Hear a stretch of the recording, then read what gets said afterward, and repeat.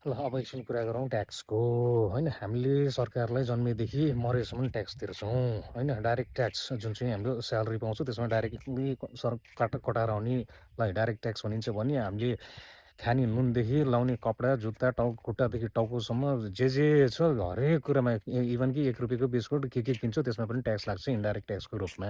अब मैले यहाँनिर जोड्न खोजेको चाहिँ खालि इन्कम ट्याक्स मात्र भयो। इन्कम ट्याक्सको स्ल्याब अहिले नेपालमा हेर्ने हो भने 5 लाख र 6 लाख छ। यो सरकार यो 5 लाख र 6 लाखले केही पुग्छ भनेर काठमाडौँ जस्तो ठाउँमा होइन मेजर सिटी एरियामा बस्ने हो भने तिम्रो यार rent, transportation, communication, education, spouse expenses, children expenses यो सबै दुनियाँ तमाम एक्सपेन्सेसलाई जोड्ने हो भने एक महिनामा एकजना मान्छेले कति कमाउनु पर्ला।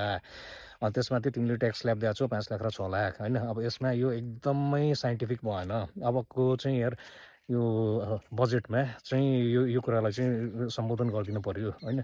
यति चाहिँ गरिदिनु पर्यो। हुन त अहिलेको विद्वान अर्थमन्त्रीलाई मैले भन्नुपर्ने त केही पनि छैन। त्यही पनि एटलिस्ट यो ट्याक्स स्ल्याब चाहिँ बढाइदियो यार। एटलिस्ट 10 लाख सिङ्गल 15 लाख एमएलडीसम्म यति पुऱ्याइदियो भने चाहिँ अलिकति केही होला कि यार। कुनै कुरामा त राहत दिइदियो।